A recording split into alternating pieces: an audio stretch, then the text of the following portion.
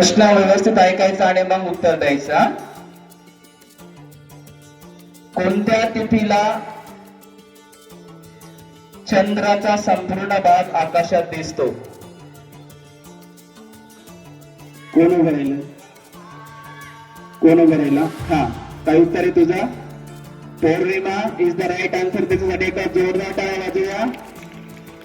बघा, अमावस्या आणि पौर्णिमा या त्या दोन तिथी आहेत.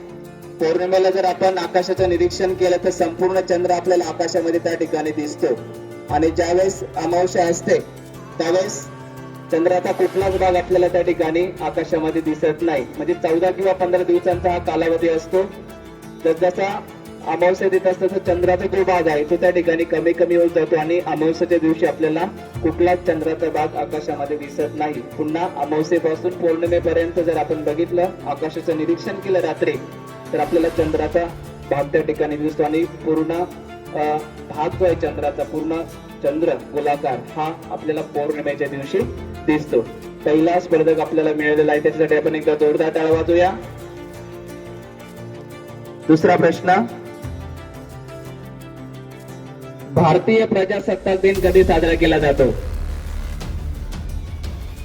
कोण उभं राहिलं? काय? 26 जानेवारी इज द राईट आन्सर. त्याच्यासाठी एकदा जोरदार टाळ्या वाजवूया.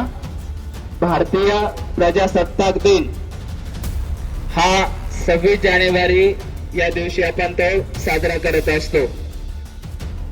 बघा, दोघं भाऊ इथं स्टेजवरती आलेले आहेत.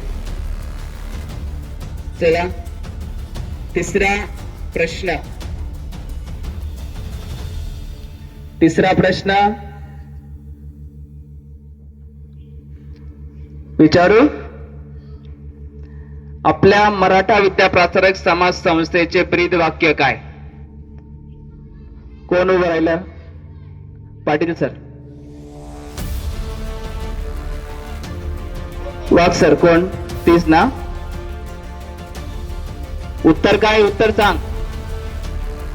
बहुजन हिताय बहुजन सुखाय. आपल्या संस्थेचा जो काही लोगो आहे बघा, त्या लोगो मध्ये ते ब्रीद वाक्य या ठिकाणी दिलेलं आहे, बहुजन हिताय बहुजन सुखाय. तिसरी स्पर्धक आपल्याला मिळालेली आहे, तिच्यासाठी एकदा जोरदार टाळ्या वाजवू आपण. पाटील ताई, एक खुर्ची द्या ना तिला बसायला. इकडे इकडे इकडे बस. इकडे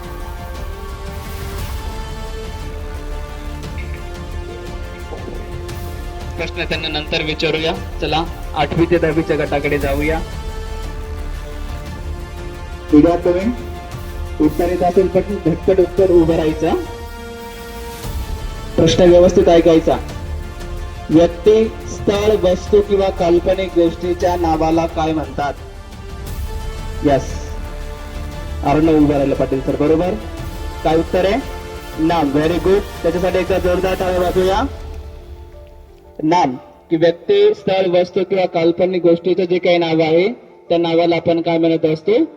नाम म्हणत असतो. त्याचं उत्तर या ठिकाणी बरोबर आहे. त्याच्यासाठी आपण एकदा जोरदार क्लॅपिंग करूया. दुसरा प्रश्न,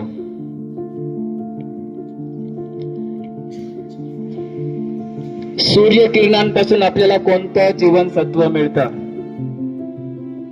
D is the right answer. त्याच्यासाठी एकदा जोरदार टाळ्या वाजवा. हवं राहिलं होतं मॅडम.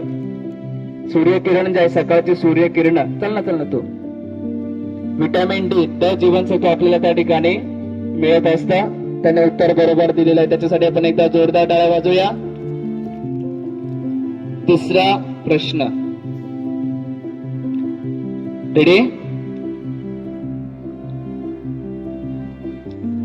भारताचे राष्ट्रीय गीत कोणते?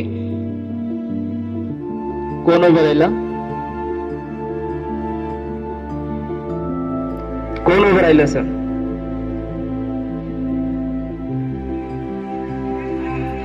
राष्ट्रगीत इज रॉंग. ती उभं राहिली का? काय answer? Vande Mataram is the right answer. भारताचे राष्ट्रीय गीत वंदे मातरम आहे, आणि राष्ट्रगीत जे आहे हे जनगण मन आहे. लक्षात घ्या दोघातला फरक. नुकताच 7 नोव्हेंबर रोजी आपल्या या वंदे मातरम गीताला 150 वर्ष या ठिकाणी पूर्ण झालेले आहेत. तिसरा स्पर्धक आपल्याला या ठिकाणी मिळालेला आहे.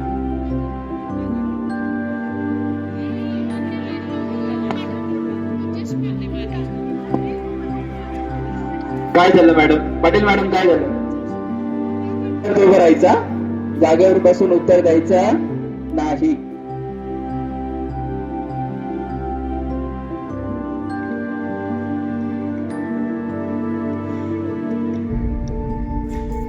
मी प्रश्न व्यवस्थित ऐकायचा. मी क्रिकेट खेळतो या वाक्यातील क्रियादर्शक शब्द कोणता? तिघ एक सोबतच उभे राहिले. ठीक आहे. खेळतो हे काय झालं? क्रियादर्शक शब्द. ठीक आहे. पुन्हा एकदा प्रश्न आपण या ठिकाणी विचारूया. पृथ्वीच्या स्वतःभोवतीच्या फिरण्याला काय म्हणतात? ते उभे राहिले. हा नाही, तुझं उत्तर चुकलेलं आहे. परिवाराने द राईट आन्सर, त्यांनी उत्तर बरोबर दिलेलं आहे. तिथं ते उभे राहिले परंतु तिथं उत्तर त्या ठिकाणी चुकलेलं आहे. पृथ्वीच्या स्वतःभोवतीच्या फिरण्याला काय म्हटलं जातं? परिवलन. आणि परिवलनासाठी किती कालावधी लागतो? साधारणपणे 24 तास. 24 तासामध्ये एक फेरी त्या ठिकाणी पूर्ण करते. आणि पृथ्वीच्या परिभ्रमणासाठी लागणारा कालावधी किती? 365 दिवस आणि 6 तास. ओके. तर लहान गटामध्ये यश निकुंभ ह्या ठिकाणी विजय झालेला आहे. त्याच्यासाठी आपण एकदा जोरदार टाळ्या वाजवूया. चला तू बसा तिथे. ठीक आहे. जागेवरती उभं राहायचं आहे.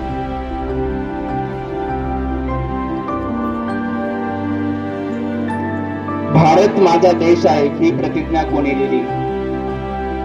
यस, भारत माझा देश आहे ही जी प्रतिज्ञा आहे ही प्रतिज्ञा कोणी लिहिली?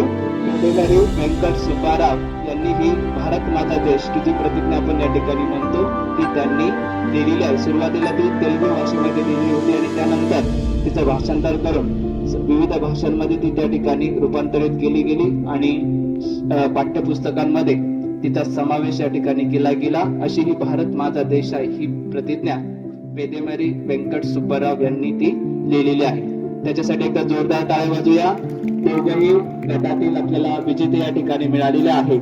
या पहिल्या स्पर्धेतील या दोघंही विजयी स्पर्धकांचा आपण या ठिकाणी सन्मान चिन्ह देऊन त्यांचा गौरव करणार आहोत, अभिनंदन करणार आहोत. आणि आपल्या विद्यालयाचे सन्मान्य उपमुख्याध्यापक इनार ठाकरे सर, विद्यालयाचे सन्मान्य पर्यवेक्षक VM निकम सरांना विनंती करतो की आपल्या पुढे लहान गटातील विजयी स्पर्धक निकुंभ आणि मोठ्या गटातील विजयी स्पर्धक रितेश बागडे यांना आपण हे सन्मान चिन्ह देऊन या ठिकाणी सन्मानित करावे.